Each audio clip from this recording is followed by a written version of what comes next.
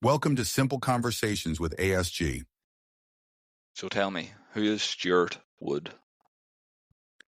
Stuart Wood is an ordinary man, ordinary guy who has gone through 65 years of life learning the hard way many times. But I do enjoy learning, and I enjoy putting into practice what I have learned. So my approach very much is I love learning. The day I stop learning will probably be the day that I stop breathing. But I am someone who is no different to anybody else. I have the same problems, the same issues, the same self-doubts. It's just, I guess I've got a little bit more of a framework, and my background allows me to pull things together that helps me to help other people understand what I'm talking about, basically. What's been annoying you this week, Stuart? I try to avoid what annoys me, interestingly enough, because I could be annoyed by absolutely anything. But Very easy in today's world. Yeah, I think today, this week, it's doubting myself has been annoying me, because when people start using labels that exalt you or put you in a position where you feel that you've got something special or significant to offer, the first thing I do is like, well, there must be people better than me, or there must be people who know more than me or better suited.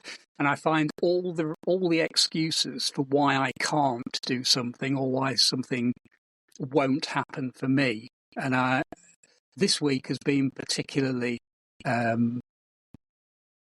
strong in that area for me, because I'm having to step right outside my comfort zone and do some stuff talking about myself, selling myself, if you like, or selling what I do to potential customers.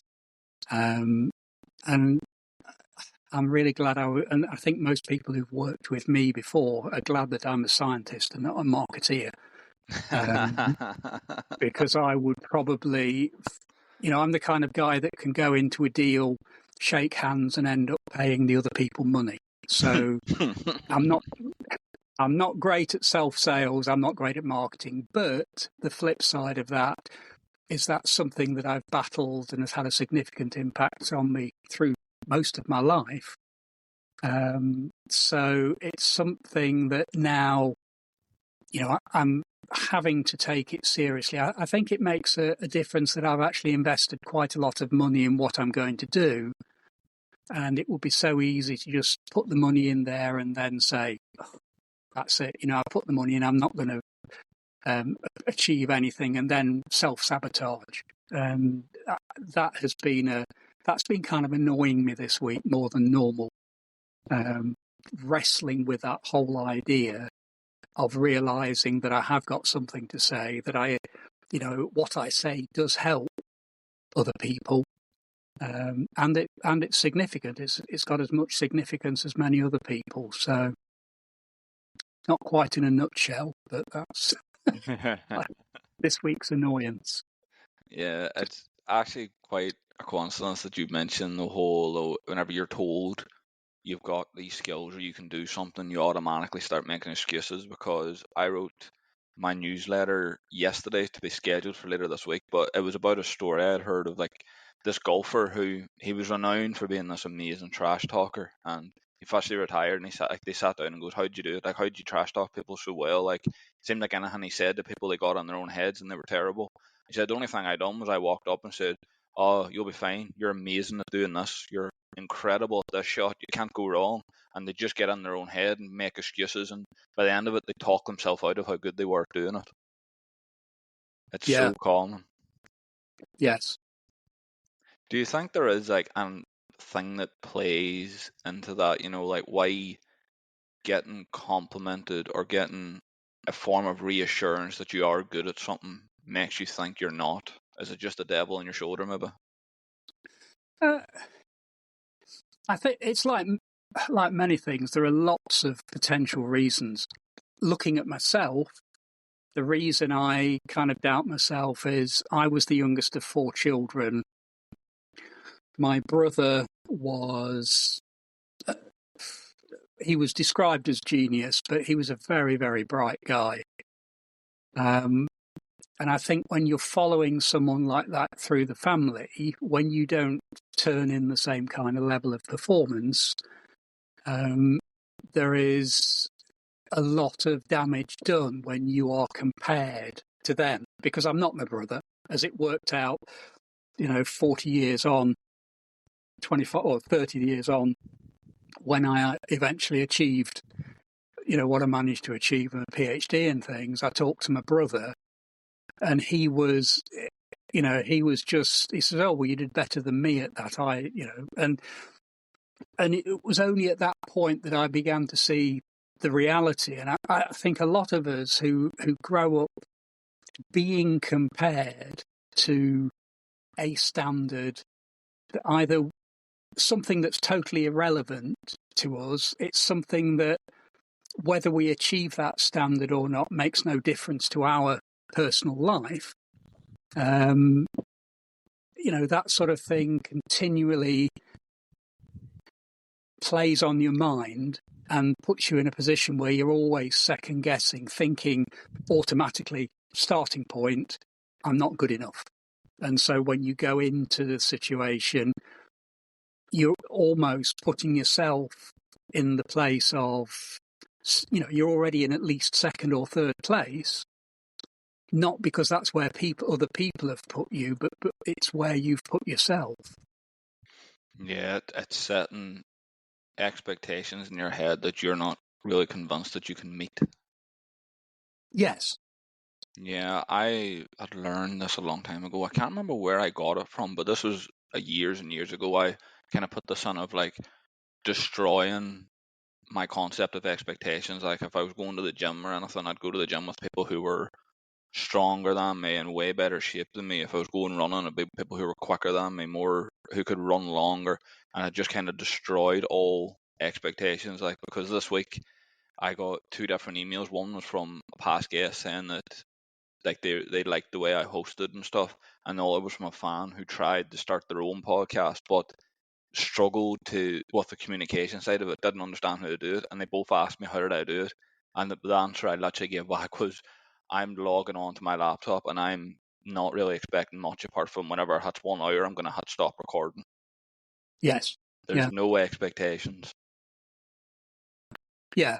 And I think sometimes the giving yourself a level of expectation can be motivational. I mean, this is very much relevant to the whole area of narcissism, which I know you want to get onto later. Yeah. But this idea where someone will take somebody else's doubts and fears and play on those to the extent that the person then becomes, they almost have this learned inability to do things. I must rely on this abuser, although they would never call them an abuser. They're my lovely husband or my lovely wife. I must rely on my husband or wife for advice and everything I need because they're much wiser than me. Yeah. And I think when people have problems with self-identity and what your own individual value really is, that's the point where you start getting into danger because you either go down the narcissistic route, which is about getting validation from everyone else but yourself, or it's easy to go into an empath route, which is almost at the opposite end of the spectrum, where you become an obligatory people pleaser. And if you're not helping people, if you're not saving the world or whatever, then that in itself is not enough. And so I think having expectations and realistic expectations are good. It's just also being aware that those expectations, if we use them in the right way, can help us. But if they're used against us, the negative expectations are used against us very cleverly, then we can find ourselves very quickly in the power of someone else. Yeah, that's one of the main reasons I think that concept of setting outrageously high expectations so that you achieve the goals you actually want to achieve is so misleading, because it's a good concept in theory. Like, written on paper it looks nice, and I'm sure in a TikTok edit it'll get millions of views, but realistically, if you don't hit that thing that you set, no matter how high it is, like to fly a rocket into space, like, you're going to be pretty pissed off with yourself the fact you didn't do it, even if it was Yes. never going to happen. So, expectations is a weird subject. It is, and at the heart of these people who we call narcissists, there is conflict, is the only way I can describe it. But they set their expectations basically at perfection. Yeah. So, and that expectation is for everybody else. So if nobody else achieves this expectation of being perfect, that then gives the narcissistic person opportunity or excuse to attack them. But then also the narcissist sets themselves those targets of having to be perfect. And that then brings on this whole thing of what we call the masks, this sort of false persona that they wear. Yeah. Which is the narcissist trying to live up to some expectations that don't even exist and failing. And because of that failure, continually being in sort of self-condemnation, but trying to make up for it by increasing input from outside.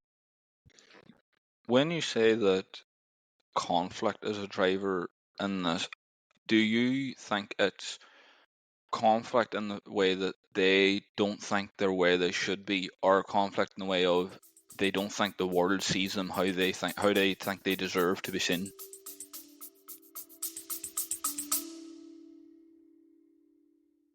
If you are enjoying this episode, follow and rate the show.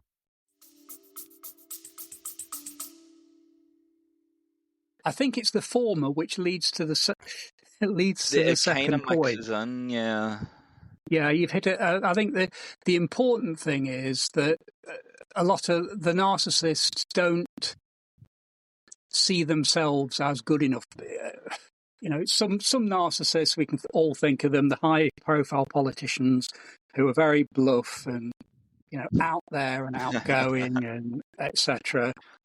Actually have no real sense of self-worth underneath it all. So although they come across as being very confident and very bolshy, actually inside their self-esteem is so fragile that any challenge to that will make them, cause them to collapse and to react. But by working under that kind of guise for long enough, what happens is that then becomes their defensive shield. So people genuinely believe that they're not good enough. And because of that, they feel they have to put on this false persona, which then becomes their real world. Yeah. They become so absorbed with this false person, it helps them to avoid who they really are. That then the effect of that is that, one of the characteristics of narcissistic people is this false expectation of grandiosity, they call it, being important. This amazing person. Can't you see how good I am? Don't you know who you're talking to? Acknowledge me. Don't you know who my husband is? Don't you know who my wife is? Don't you know who my dad is? It's all this, sort of deferring their identity onto somebody else. And so what starts off as something which is them feeling about themselves end up as something they feel about the world and the people around them, because the world and the people around them become a dangerous place. It's a hostile place. People are not interested in them for good. They only want to hurt them. Yeah. And so in that setting, then it becomes a reaction. And, don't you know who I am? Don't you realise how great I am, etc.? Yeah, at the start of October, I done an episode with Bob Thomas, who's he's like a speaker and like people who need help from mental health organizations or like emotional support, and he mentioned an incredible lesson about checking yourself, kind of humbling yourself or asking yourself questions about just sanity purposes more than anything before you get to that point of no return. And when I asked him, it was the first thing that came to my head is, do you think that those people that do have that view of themselves, they have that inner fire of, I'm not good enough, or the world's not seeing me how they should, do you think that if they took the time to have a little look at themselves before it stemmed out of control, they could maybe avoid falling into that narcissistic pool? It's a very good but very difficult question, really. Simply because it varies by individual. Yeah. So perhaps if let's say there are two families, and in each family there are two children. One family, both parents are totally narcissistic, horrible to the children, deprive them of love, attention, maybe heap gifts on them as a means of making up for their inadequacies, etc. So you get two children in one family who grow up in a totally toxic and potentially trauma kind of inducing environment. And then there are two children in another family who are grown up to appreciate, or who grow up to appreciate their worth, to appreciate their sense of value, and grow up to appreciate their place in the world. It's actually very difficult to say which of those four children, if any, will grow up to be normal, whatever normal is, or would grow up to be narcissistic, because there's evidence on both sides of the fence that those who grow up in narcissistic families are probably more prone to continue the trait because narcissism is generational. Yeah. And it's more a case of learning from your surroundings and your mentors, the people who are significant. You learn from those people and you imitate them because you see that it gets them rewards that you want. But equally, some of the people from those environments go, well, I've seen this. I want absolutely nothing to do with it. I'm going to separate myself from it completely, sort out what it's done to me, because it's obviously messed me up. And then I'm going to go the opposite direction. I'm going to actually work to help people who are in those sorts of situations to kind of get out of them. Yeah. And then you come to the normal family, and you could end up with one of those children becoming a total raving narcissist, at the worst end of the spectrum, or you could end up with them growing up to be the same normal, balanced, helpful people who, have empathy. Yeah, they might see it and get put off by those traits. Yes. Yeah. So I think one of the things that there are lots and lots of opinions on, particularly in the area of narcissism. If you ask two people, you'll probably get 4 or 5 different opinions. But, one thing that people do agree on is this idea that people who are from narcissistic families do not necessarily grow up to be narcissists, and people who are from normal, balanced families do not always grow up to be normal and balanced. There are so many factors involved. It might be genetic, it might be the environment. It's very often, how our views line up with the people we meet, our peer groups, all that kind of stuff that actually influences where we go. All we know about narcissism really is that there's a switchover point in people's lives as children where they make a decision that rather than trying to survive in the world as other people, they're basically just going to block themselves off, protect themselves. And then it's out of that position of protection that a lot of their narcissistic traits grow, partly because they lack empathy, so they have no understanding or interest in how other people feel.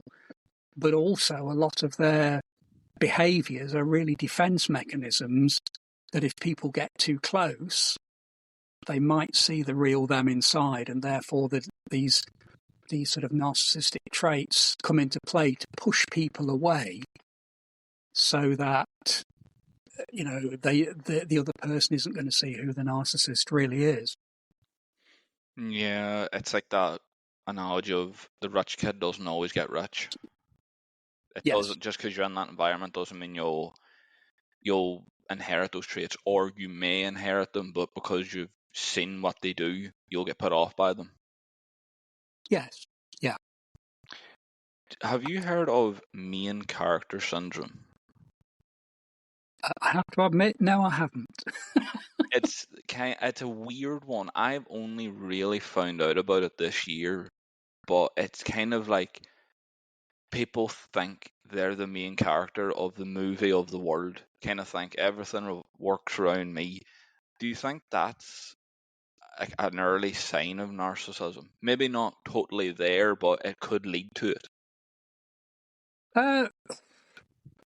If you carry on in the line of description that you're using, I would say that's a substitute term for narcissist. Yeah, it's probably a fancier term.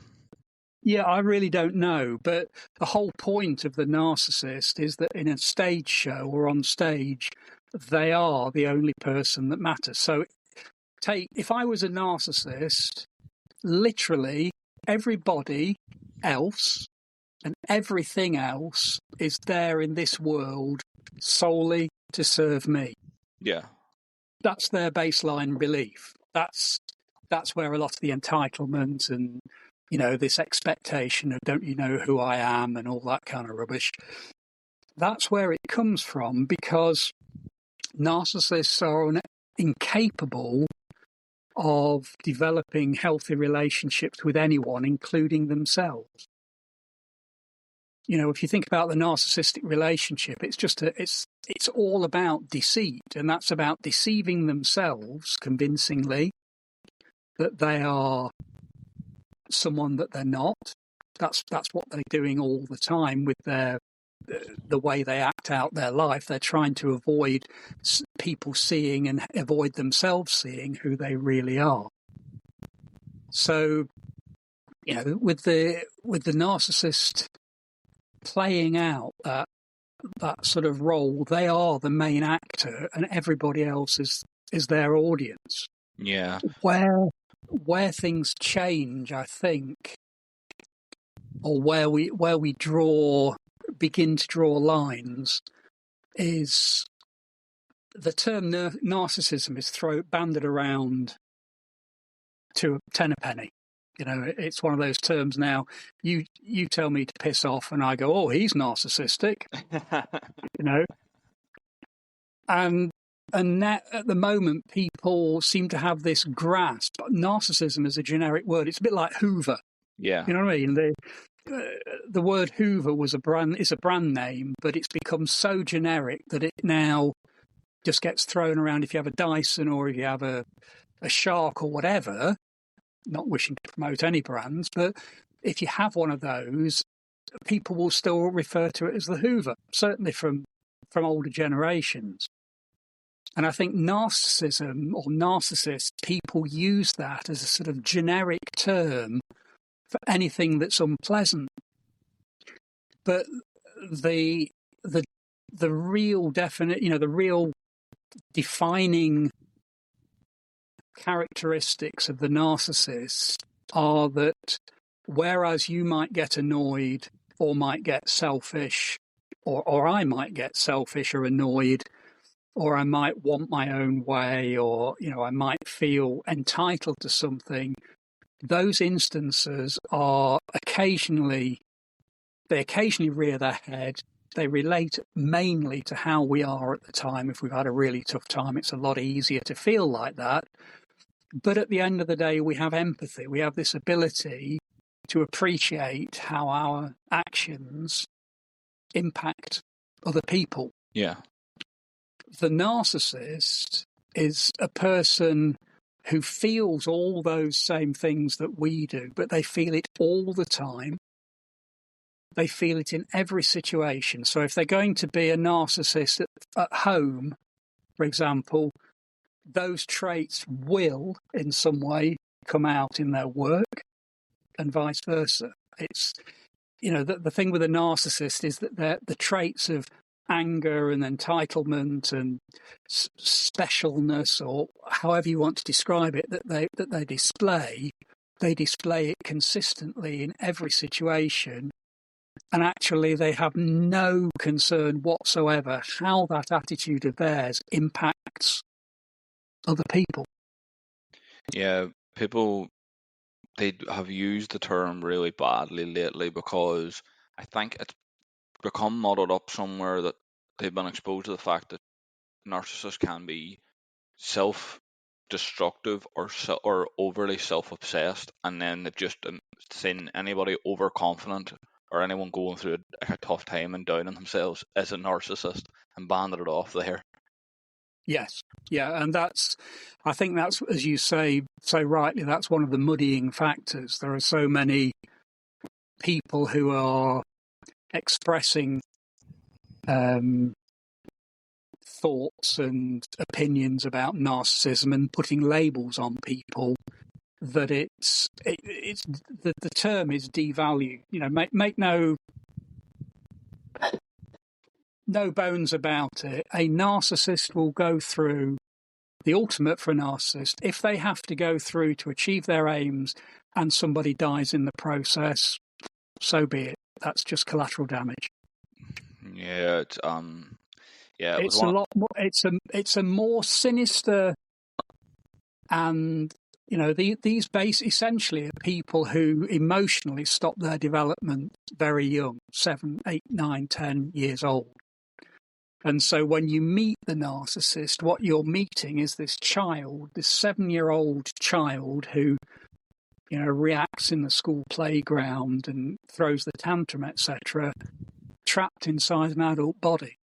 And so when you talk to them, when you interact with them, when you deal with them, all the time you are dealing, usually unknowingly, because they're very good at hiding it, but you'll be talking to them and suddenly from nowhere there's this explosion of rage or, anger or abuse or whatever, and you think, where did that come from? And then it's when you track back and realise, oh gosh, that's how I used to react when I was in the playground if someone took one of my sweets or wouldn't let me have a sweet. You know what I mean? That was how I used to react before I'd applied before my emotions had developed sufficiently to realise that I can't have what I want all the time when I want it. Yeah. The narcissist expects everything all the time, when they want it, how they want it, you name it about them and what they want and how they want it, and they want it.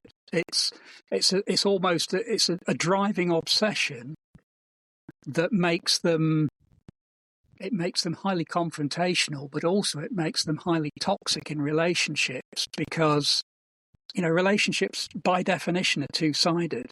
You have two people who decide to interact. They may not agree all the time, but there's give and take.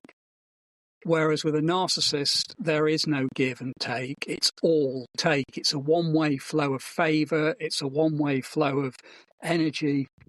It's a one-way flow of emotions into the narcissist. And that's partly why I use terms like escaping the void. The narcissist is like that black hole that sucks everything, the life, the enjoyment, the just humanity out of situations, because you're trying to fill the needs of a 7-year-old that can never be fulfilled. Yeah, so you would say that a narcissist gets to a certain point in their life and then kind of puts a block over their development and starts to build like the persona that you mentioned earlier that kind of disguises them as a normal person, so they're hidden in plain sight. But if they kind of just let themselves develop over time, there's a good chance that they might have been able to get some help, or they might have been able to see what they were doing that was going down a bad path. Yes. Yeah.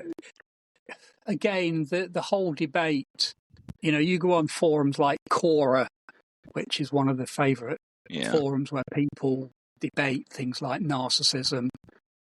And a common question is, do narcissists know what they're doing? Is it a conscious choice? And there's, again, there are two options. There's two alternatives. There's probably about 5 different options, depending on who you talk to. But, it comes down essentially to the fact that narcissists know exactly what they're doing. They know when to play their cards, when not to play their cards, and they know how to use that to their advantage to manipulate others to get what they want. So a narcissist will enter a relationship, or what we see as a relationship, where we expect them to respond like a normal human being, but they're totally incapable of doing that. They can learn a certain amount. They call it cognitive learning or cognitive empathy. In other words, cognitive just means something that you've learned. It's something you've learned by thinking. And so narcissists can look at empathy from a distance and see what it should look like. And because of that, they know how to act in certain situations because it's something that they've learned. Yeah. But if you were to look inside them at that point and how they're reacting, how they're feeling is completely the opposite of how they're reacting. Very often when they seem to act with compassion, they are so resentful of those actions and resentful that the other person is getting attention rather than them, that it will dictate eventually that the mask does fall and people go, whoa, where did that come from? Yeah. Because they can't keep up this sort of pretense for long enough. I've definitely seen that before, and I've met a few in like my life, and it can be hard to spot one. It can definitely be hard to, and in most cases, you don't know it until it's too late. But narcissism's kind of like a new build mansion from the outside, but it's on fire on the inside. Exactly. Yeah, I like that. It's a bit like there's an old biblical term, where Jesus was talking to the Pharisees, and he says, "You're like whitewashed gravestones, bright and shiny on the outside, and dead and rotting on the inside." And it's a similar thing, really, with the one of the dangers of narcissism, and one of the reasons I think it's so pervasive and it sneaks in without people realizing, is that narcissists are the masters of deceit and the masters of lies. Yeah. They will create whatever image they need to get what they need. And the classic case, this is what actually it's interesting, because this is one of the things that brought me into the being more focused on narcissism rather than just being interested in people's fears, etc. But what happens is the narcissist has 2 totally different personas. There's one that they have, for example, if they're in say you're in a narcissistic marriage, there is one that they have at home, which is totally belittling, requiring total adulation, complete power, complete control, abuse, emotional abuse, potentially physical abuse, physical abuse, the extent of people being hospitalized with broken bones, brain damage and everything else.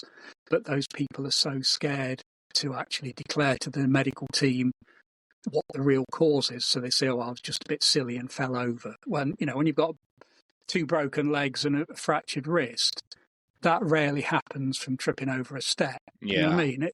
But they are so frightened and they're so conditioned by the narcissist that they are unable to kind of face the reality, and they almost feel obliged to cover up for the other person, because even in those situations where they've been abused, the narcissist has manipulated them into thinking it's your fault, it's not mine. Yeah. I only hit you because you wound me up to the point beyond what I could take. That's your fault. That's not my lack of control. That is your fault for winding me up. And there's always this pushing away of responsibility and accountability onto other people. So you have these people who in private are what I call hell on earth, but in public, they are usually charismatic. They are the life and soul of the party. If they're not life and soul of the party, they're kind of a bit quirky, but they're just humble people. You know, they're people who will help anybody. And so you have these completely conflicting views and conflicting situations of reality. You've got the victim's perception of reality, which is hell on earth. You've got the onlooker's perception, which is this guy wouldn't say boo to a goose. And that is one of the real problems that you face when you start dealing with trying to get somebody out of an abusive relationship. Because what happens is they will have spent, you know, my friend spent 15 years in a marriage where she basically just accepted it was her fault, and took the decision after too much was too much. She went to see someone and said, this is what's happening. This is how I feel. This is how, you know, my husband's reacting. These are the sorts of things that he's doing. Excuse me. These are the sorts of things that he's doing to me. And the response of the person, who was actually a person in authority, was, oh, well, that can't be true. He's not like that at all. Yeah. And so what you've got is inside the relationship, the narcissist spends a massive amount of time totally disorientating the victim through saying, oh, that's not how it is. Yeah, but you said you're having a cup of tea. Yeah, it is a cup of tea. No, it isn't. It's a cup of coffee. I've just seen you put coffee into the cup, pour water in, it's a cup of coffee. No, this is a cup of tea. And they will argue black is white. That's an actual event that took place where someone made a cup of tea and the victim said, oh, I thought you were having a cup of coffee. And he said, oh, it is coffee. Whatever it was, whatever they'd made, they were claiming it was the opposite. Yeah. And the evidence was in front of them and they were still denying it. And so you have these people the victims who are so undermined and so, they call it, one of the terms they use is crazy making. It's that their sense of reality is so distorted consistently by the narcissist that they no longer know what is true and what is false. And so when they've taken the time to muster up energy, to muster up the courage to go to someone and say, look, I'm really struggling here, this is the situation, we have to be very careful, because if all we've seen is the other side of the coin and we say, well, that's not what I see, no, I think you've got it wrong, all we are doing as their potential lifeline is reinforcing what the narcissist does to them every day. Yeah. And so we are then effectively blocking them from finding a way out. But more importantly, and I think more dangerously, if the narcissist finds out that their partner or their victim has been talking to someone else, you know, they're not going to say, oh, well, that's okay, don't worry about that. The narcissist will double down and the abuse will actually get worse. Yeah, I do want to get into the whole narcissistic abuse examples and maybe how the victims are treated or how you could maybe spot a victim more easily and stuff. But there is something I do want to ask you in this, because it's been roaming around my head since we started talking. Are narcissists in a way masters of like psychology and human behaviours?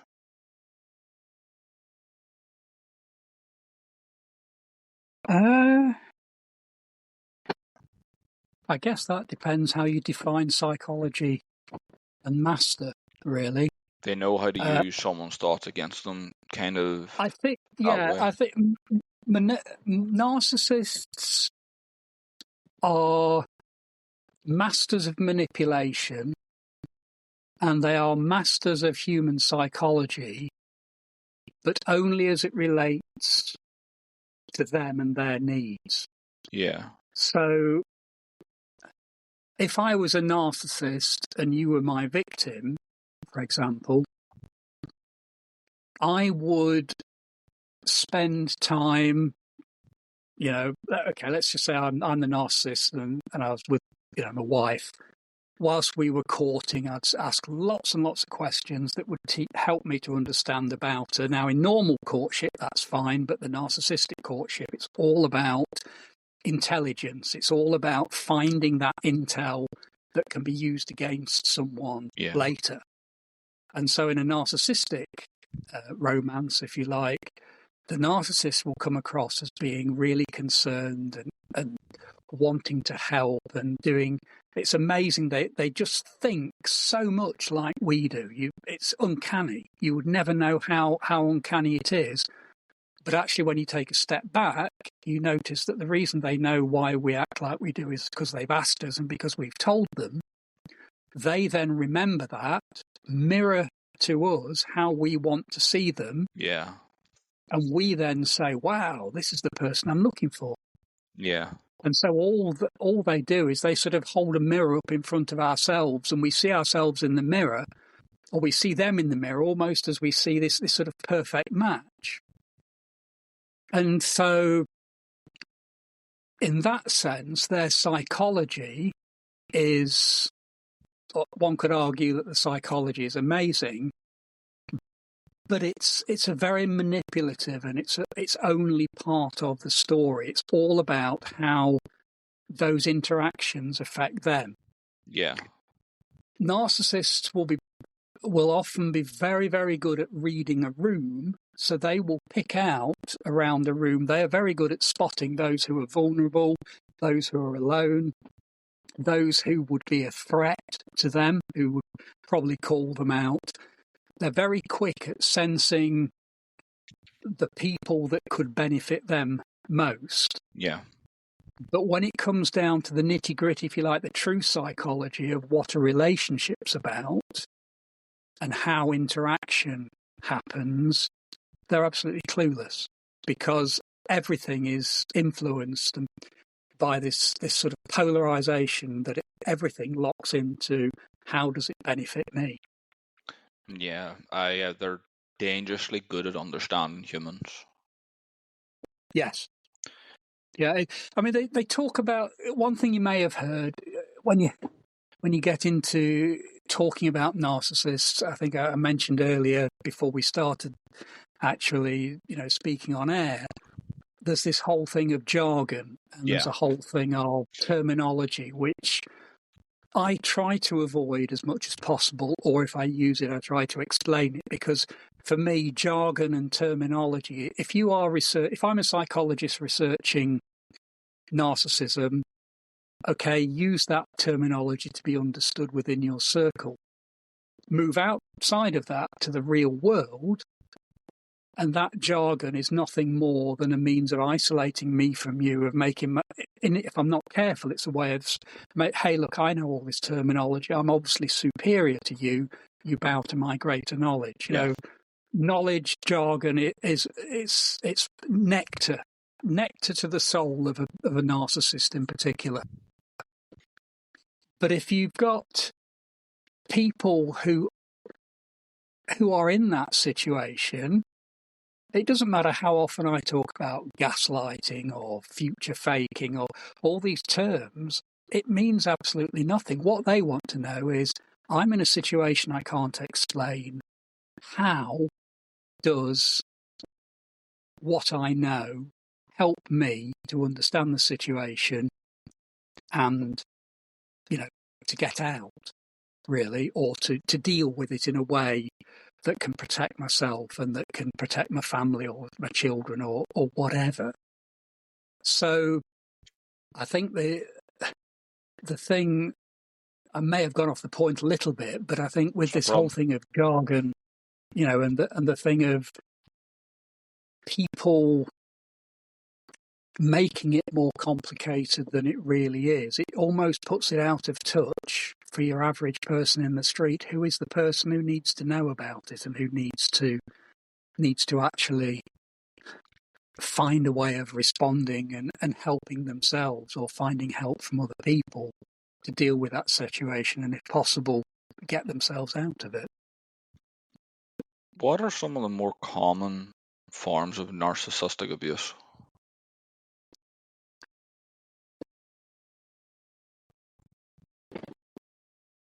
I think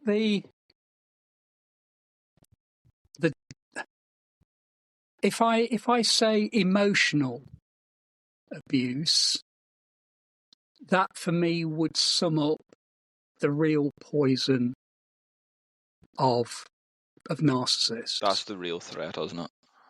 I think, yeah. I mean, at the end of the day, these people have a very, very low threshold for being triggered. So if you speak to them, you know, they will, as we've said before, they'll fly off the handle for no reason at all. So they are very volatile underneath it all.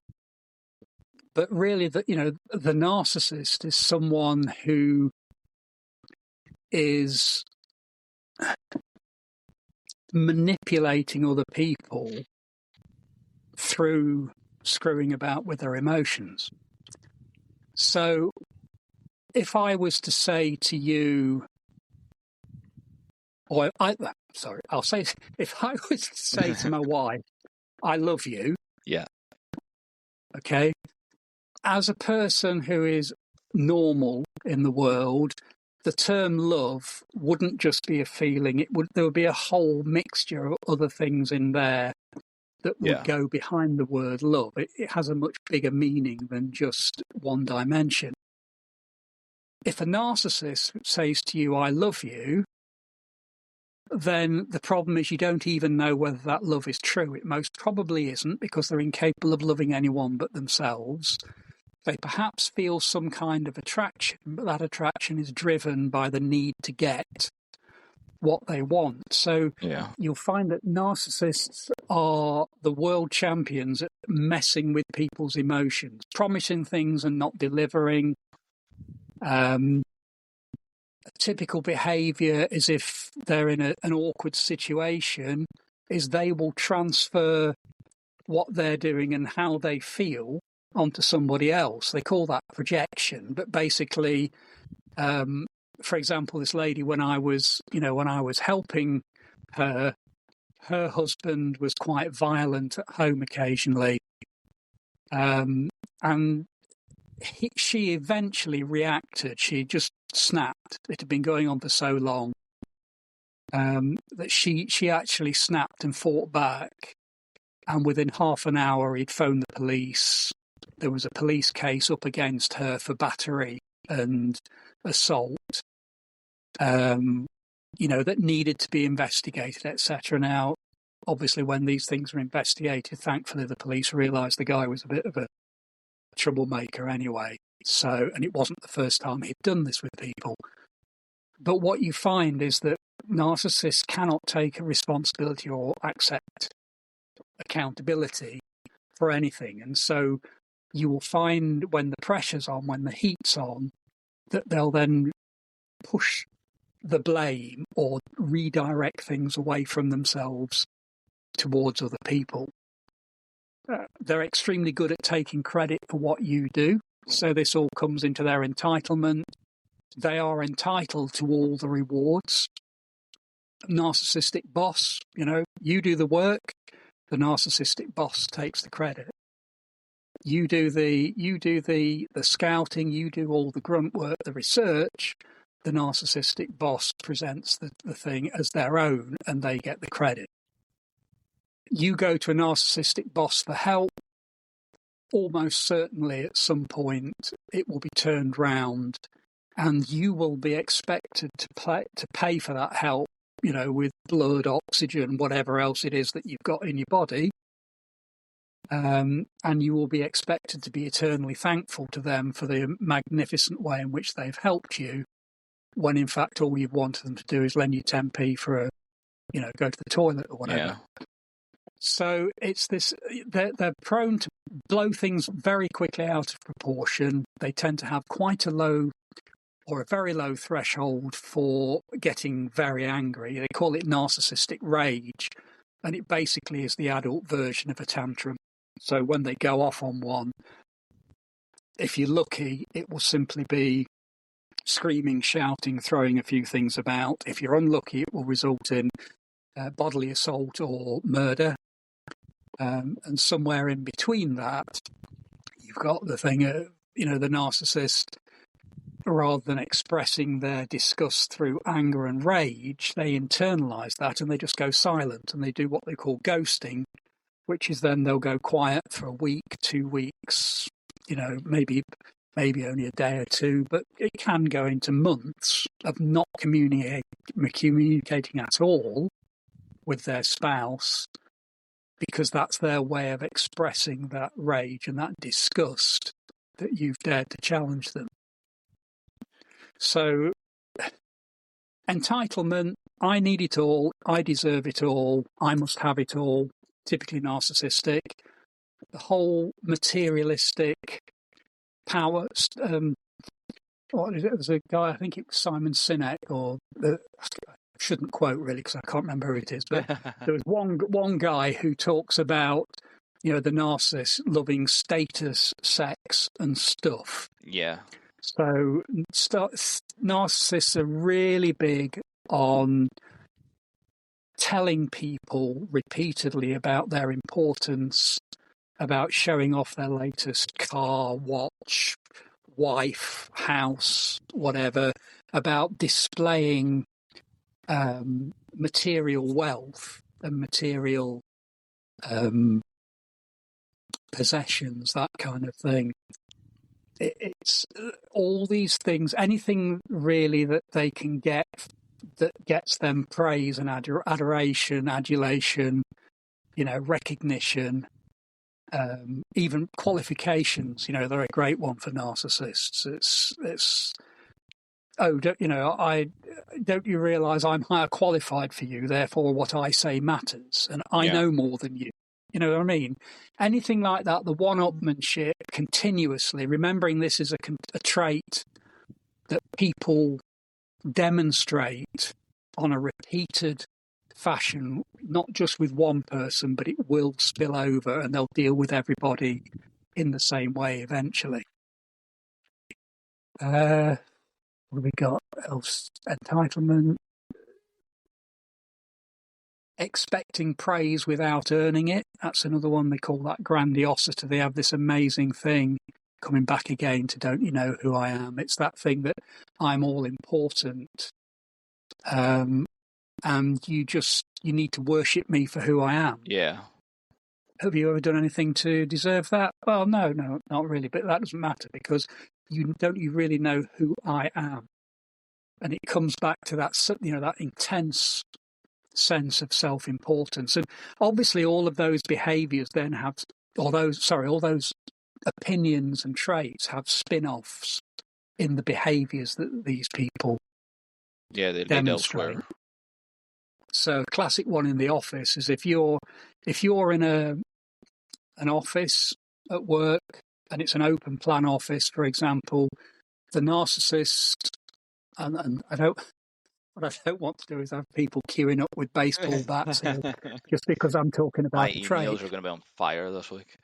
Oh, goodness. Yeah, sorry. But a typical thing for a narcissistic boss is that they would have an office at the end of the communal office. They would be in an office on their own with a glass window so they could watch everything that's going on. Yeah. They would probably have those people they trust least nearest the door so they can concentrate and listen to them. And, the door would be open, but that's not so you can go in. That's simply so they can hear out. They think you're plotting against and hear what's going on. They're really into micromanagement, that kind of giving you the nth degree, saying they trust you, but then telling you how to do it. Yeah. And then blaming you when it goes wrong, of course.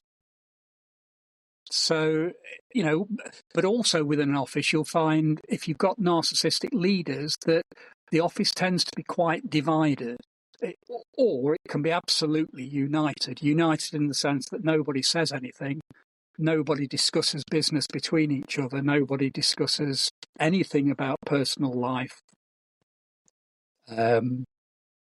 the relationships are incredibly shallow, communication is sparse, trust is non-existent. Those are quite characteristic in a narcissistic, really any narcissistic environment, but it's seen most at work. Yeah.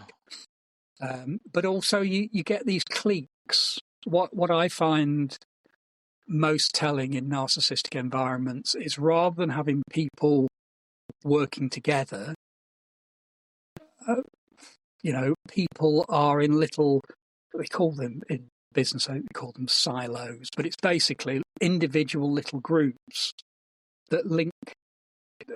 I call them silos and posses. So they're a bit like, they're groups of people. The silo is the group of people who stick together in their group and never go outside of that.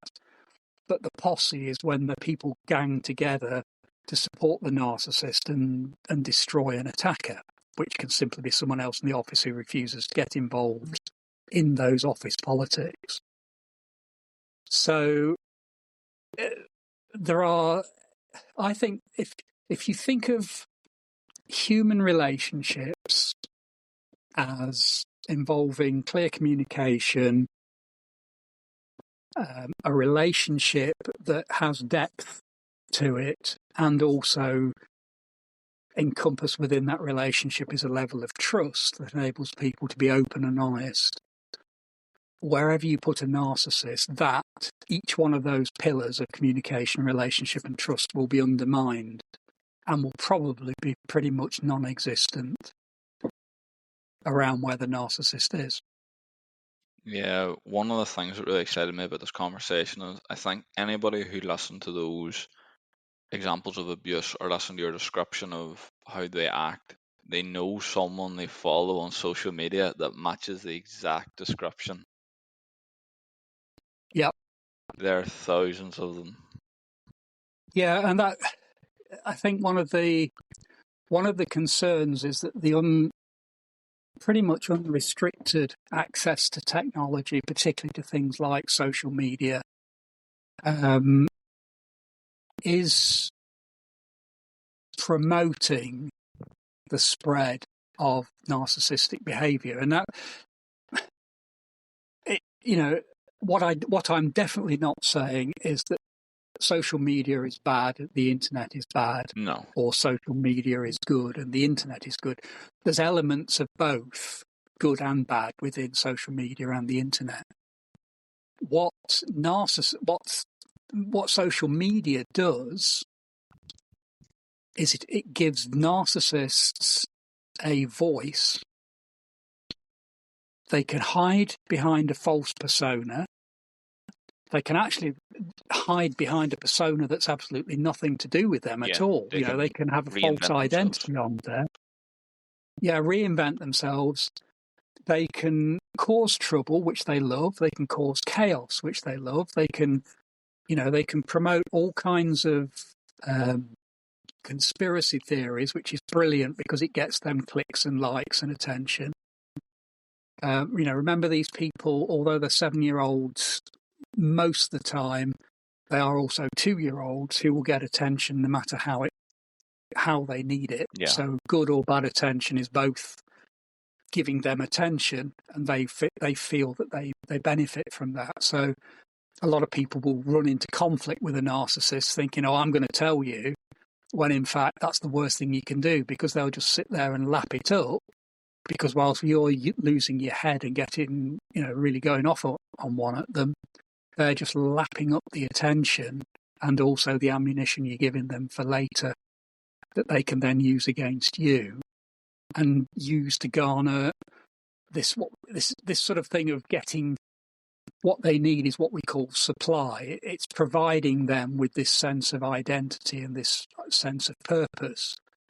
But if I was to explode at you as a narcissist, you could take what I'd said, go to a whole load of different people, become the victim, so you then get lots and lots of positive, never mind, some people are nasty and we'd all love you. So you're getting lots of positive affirmation from them as well. But also, if you go out and use what I've said again with other people, then you're creating discord and chaos and conflict in those groups, which also feeds them and also excites them. So one of the hardest things, I think, dealing with these people is appreciating that the best way to suppress their input is actually not meet it. So, as much as you would want to stab someone in the throat, that's probably not the best approach to go. It's actually better to be quiet, walk away, change the subject, or just simply say, I'm not getting involved in that. Yeah. Or that, setting clear boundaries, because narcissists will get involved more than you ever want them to. And once they've got a hook into a situation, trying to get that hook out, it seems to grow a barb with every minute they're in there, the barb gets bigger and getting them out is more difficult. Do you think that now social media is kind of give narcissists a way of making it harder to tell they are a narcissist, that victims of narcissism are kind of being overlooked slightly because everybody can see the narcissist, but they're hidden in plain sight. Everyone thinks it's normal. Yes, there is a danger of that. And I think one of the dangers we've got with the increase of narcissism in society is the background noise becomes louder. And so separating out, what's... Let's take the example of 1930s to 1940s Germany. There is an opinion goes around that such a belief is wrong, or existing or belonging to a particular demographic is wrong. It's taken on board by the whole population. Once the majority of the population have that belief, then it becomes normalised and it becomes the accepted thing and nobody questions it. And I think one of the dangers we have with the social media is that not only does it promote narcissists, in that it gives them a platform to express themselves, but also, the overflow from their activity is that one of the things I see most is this whole thing of we can no longer have a debate. Yeah. And that goes, that's not just young people on that's massive Instagram, that's politics, that's throughout society now. If I disagree with you, I don't disagree with you, I'm a hater. Yeah, big time. If I agree with you, I love you and I'm a fan. But if I disagree with you, I'm a hater. And this polarisation of extremes, really, from an either or, that is so narcissistic. Narcissists can't have a grey area. So if a narcissist sees me as evil, there is no way that I can ever express any good. Everything that I do, regardless of how good or bad it is, must be bad. Yeah. Because narcissists can't cope with people having more than one attribute. They can't change their opinions. No, and they can't have more than one opinion. Yeah. That's another important thing. I can't have more than one opinion. I can't change what I think. I can't argue with a narcissist and then say, well, actually, it doesn't matter, because the very fact I've argued with the narcissist means that I've got a real problem with them, that I hate them. Yeah. And therefore, there is no room for compromise or for reconciliation. The battle lines have been drawn. So I do think the narcissist in society is increasing, which means that the narcissist perception is becoming more accepted and more normalised in society, which then means that when you call it out, it's not a problem. You're identifying a problem for problem's sake, rather than saying this is wrong. So I think the the internet it's providing a good platform for narcissists to express themselves, for narcissists to demonstrate how they deal with people. And therefore, when you get enough of those people doing that, that by definition will influence people into how they can react or how should react. You know, most people see a reaction. How often do you see something happening and you instantly go for the underdog? Yeah. But your assessment of the underdog is based solely on what you've seen in that, you know, that video clip or read so far in the article. Mm-hmm. Very often things change and the underdog is actually the oppressor.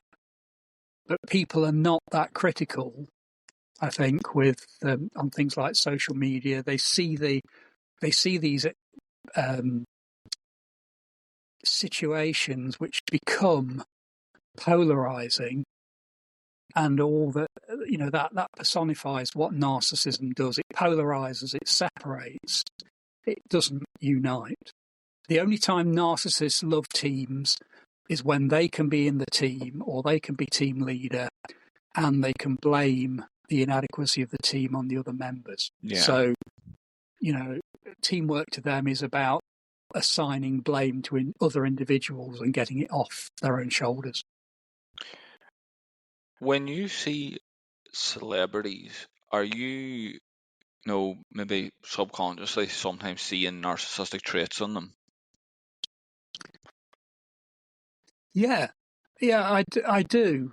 One of the dangers of focusing on any particular niche, if you like, is that you can become so hypervigilant that, you know, a dog crosses the road and the dog obviously belongs to a narcissist because they put that up. You know what I mean? Yeah. You can see things that simply are not there. Mm-hmm. I think also when you become focused on that niche as well, people assume that you've got it sorted or that I've got it sorted and I know what I'm doing. And I find this, you know, when you talk about celebrities, where I'm going with this is that there is a voice against narcissism, if you like, in the States, a lady called Dr.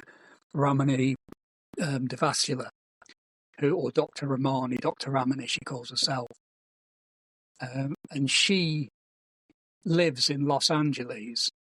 And she said, you know, for the last 25 years, it has been her bread and butter of narcissistic research because it doesn't matter where you turn, you face them. Yeah, you know, you encounter them. It's almost an obsessive community of narcissists. Yeah.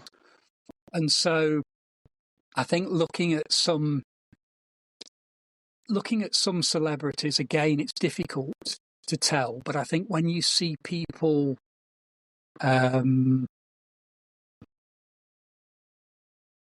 engaging in behaviours that are typically narcissistic, so somehow getting the attention back onto themselves about in some ways the shallowness of relationships that you'll enter in, you know, they'll enter into one and they'll enter into another, and you see these guys who are around go through, and girls and women and men, you know, who go through endless relationships bouncing from one to another. That is typically narcissistic behaviour. And so if you see that in someone, it doesn't mean, oh, yes, they are a narcissist. But certainly for someone who is, like myself, who is more attuned, I guess, to that kind of behaviour, Mm-hmm. you know, I will notice it a lot more than most. But the flip side of the coin is that it doesn't really matter how much you know. One of the things that I took great comfort from the other week was hearing Dr. Romani say, do you know what? People think because you know about it, you've got it sussed. And she said, I still am the queen of self-doubt, and I still get myself involved in relationships, either professionally or otherwise, that are narcissistic. And when you take a step back and you go, wow, how did I miss that? You know what I mean? So in some ways that that almost exemplifies how clever these people are. Yeah. That, as you say, that they exist in plain sight. If you've got objective eyes on, thinking eyes, if you like, you can see them and you go, wow, that's narcissistic. But because they come in on that emotional level and really mess you up in the emotions and the feelings, then you end up just completely missing all the warning signs. So, an ex-professor of mine once said, experts, X is a has-been and a spurt is a drip under pressure. So, it's, I think the thing that in all of this that I try to center, ground myself with is to realise I make mistakes. Just because I assume someone's a narcissist then doesn't mean they are. Just because I assume someone's not a narcissist doesn't mean they're not. But I hope that, as I continue to learn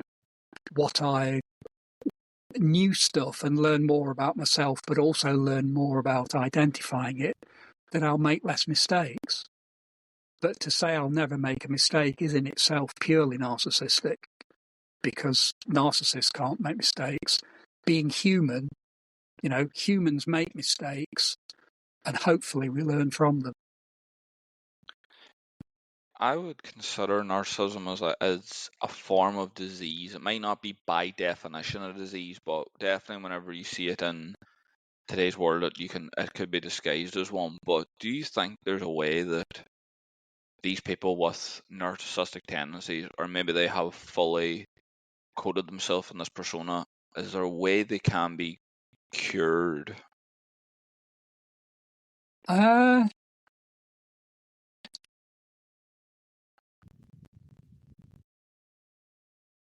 In order to be helped, we have to accept that we need help or want it. Yeah. The biggest difficulty with a narcissist is, first of all, they've convinced themselves that they are the personification of perfection, and therefore, if there's any fault, it must lie with other people. Yeah. So how do you get a narcissist to accept that they need help or that they need to change? Because there is none. There are a few what they call high-functioning narcissists who are more, they're not only, I guess, more intelligent, but they're actually more socially aware. But changing from something that is essentially a core value to a new core value for anybody takes an incredible amount of work over a period of, long period of time. Typical recovery period, if someone was to go through from being narcissist to being narcissist free, would be at least 5 years. So it's an intense program, and it requires a huge amount of effort on the part of and consistency on the part of the narcissist. None of those things are inherent narcissistic values. And so there are narcissists who want to change, and there are narcissists who will go into trying to change. But the reality is that very, very few of those actually continue through to any position where change takes place. Yeah. Some become more aware. Some become, there are those, I don't want to take credit away from those who do work hard and realise that what they're doing is destructive and actually don't want to be destructive. But even with those, it's limited as to the amount of success or change that you can bring about in these people, because, as I say, essentially you're changing a core value that has become so deeply entrenched and is actually so hidden and so masked by other false beliefs that even trying to get down to why the person wants to change, whether they do want to change, how they can change, etc., is very difficult because you're never sure whether you're dealing with the mask or dealing with the real, and they're not either. You know, one of the things with narcissists, although they are totally aware that they are narcissists and aware of their behaviour, they're very poor at self-reflection to see how their behaviour affects others. But also they're not. Excuse me a minute. Sorry. They're not equipped within themselves to see things through to the point of, things actually changing. A lot of the time, they will go into something because it benefits them. Yeah. And that seems to be the hardest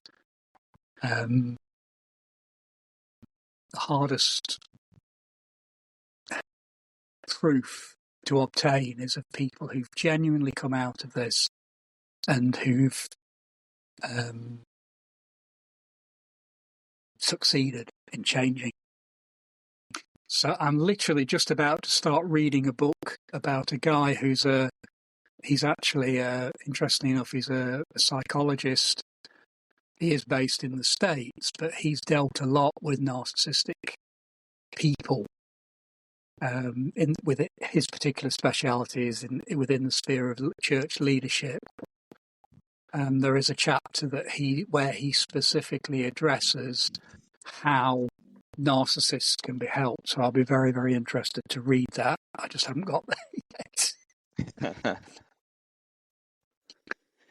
Stuart, this has been a whirlwind of an episode, and I'm hoping that everyone now sees the things that I meant whenever I spoke to you earlier about how they are kind of walking amongst us everywhere. It's just people are blind to the traits. Yes. Yeah, I think if you look up on Google, for example, incidence of narcissism, realistically, it usually hovers around 1 or 2%. That's the sort of average existence within a population. But because narcissists don't self-present and they don't willingly come forward to say, hey, look, I guess I'm a narcissist, can you check me? That's not going to happen. They reckon the incidence within the population is nearer something between 6 and 10%. Yeah. But there are specific populations, for example, military, medical students of all things, CEOs, where the percentage of narcissists will be up around 20 plus. So narcissism it's something that affects males and females. I know people talk about a 3-to-1 ratio of men to women, but in reality, that's only on looking at one type of narcissist, the big brash bluff narcissist, the big personality, etc. That's where there's more men than women. They call that a grandiose narcissist. But there are other narcissists like communal narcissists, who are those who work in the community and seem to be doing good works as their reward. And also covert narcissists, these are the ones who tend to be a lot more withdrawn, a lot less obvious, and work in more subtle, underhand ways than being, full on in your face.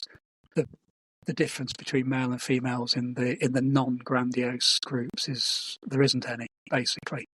So it is a problem that faces men and women in relationships, men and women in managerial positions, in company ownership. In fact, in any area of life, there is a good chance that we will face narcissists in lots of different forms, and very often in forms that we would not expect. Stuart, plug anything you have out now or where everybody can find you.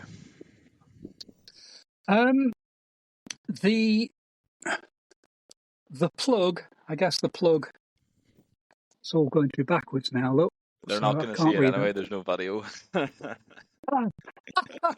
All right, well. Might need to read Well, that that's off good. for me. Yeah, okay. So if people are interested in the whole subject of narcissism and reading it from the perspective of a layman, someone who is not a person that understands long terms or has to understand specific psychological terms, etc., I've written a book which is called Escaping the Void: How to Support Victims Out of Emotionally Abusive Relationships. And that was based on my own personal experiences of helping this friend of mine after a 15, 18-year abusive marriage through a 3.5-year divorce process where she had to live in the same house as her abuser because of his financial abuse. She couldn't get out, basically. And that just looks at the kinds of things that you're going to encounter. It's a sort of a bit of a story from discovery to escape, but at the same time, it covers a lot of really important points, like if you're dealing with a narcissist, what's the best help to get? Because most people assume that, things like legal situations will assume that you've got two normal parties who are speaking. Unfortunately, the last thing you can define a narcissist as is normal. They will abuse any situation to take the upper hand. And so when it comes to things like divorce settlements, there are all kinds of tactics that these people use to deceive the courts, to deceive the lawyers, to deceive friends, to get friends to gang up. Follow your new favorite interviewer with the link in the description.